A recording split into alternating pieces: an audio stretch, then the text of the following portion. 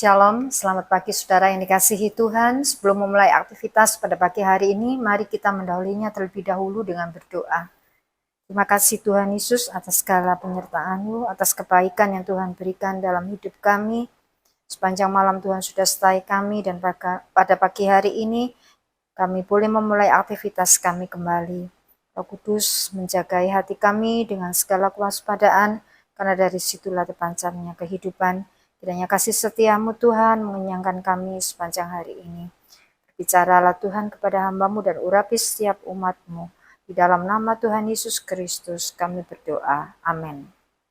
Saudara yang dikasihi Tuhan, pagi hari ini firman Tuhan bertemakan tentang belajar bangkit setelah kejatuhan.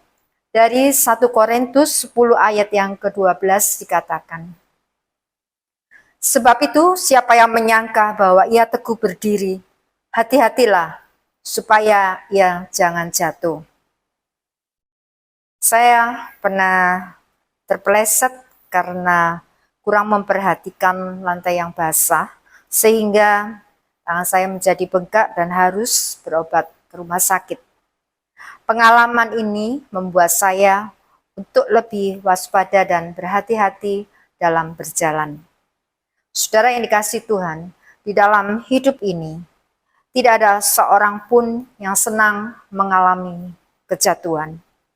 Entah itu kegagalan, kesalahan, dosa, atau mengambil keputusan yang keliru. Semuanya itu meninggalkan rasa sakit dan penyesalan. Namun seringkali melalui kejatuhan itu pula, kita belajar menjadi lebih bijaksana dan lebih berhati-hati. Di dalam 1 Korintus 10 ayat yang ke-12, Rasul Paulus mengingatkan kepada jemaat Korintus agar tidak merasa terlalu yakin pada kekuatan diri sendiri. Ketika seseorang sudah merasa kuat dan aman, ia dapat lengah dan akhirnya jatuh. Karena itu, orang percaya perlu hidup dengan kerendahan hati, menyadari bahwa mereka tetaplah membutuhkan Tuhan dan pertolongannya setiap hari. Kejatuhan bukanlah akhir dari perjalanan iman. Tuhan tidak meninggalkan orang yang gagal.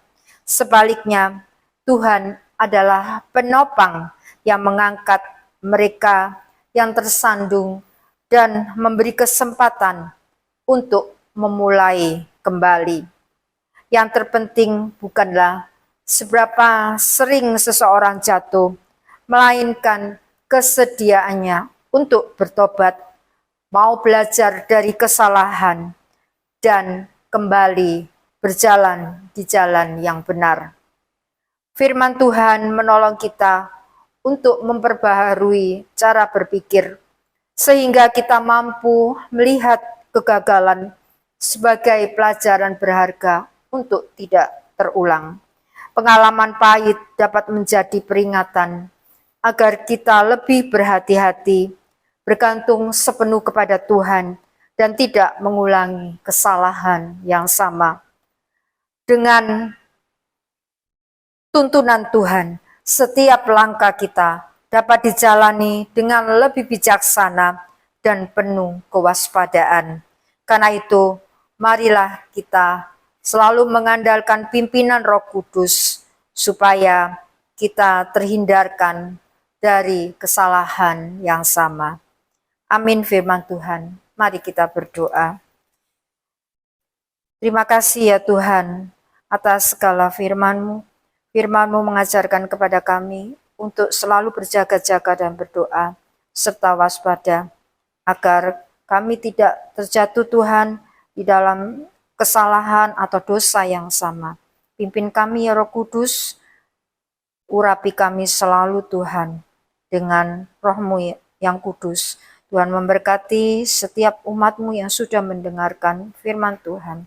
Berkati di dalam kehidupan mereka, berkati di dalam kerohanian mereka. Terima kasih Tuhan, semua doa ini kami beralaskan hanya di dalam nama Tuhan Yesus Kristus. Mari kita berdoa. Bapa kami yang di surga, dikuduskanlah namamu, datanglah kerajaanmu, jadilah kehendak-Mu di bumi seperti di surga.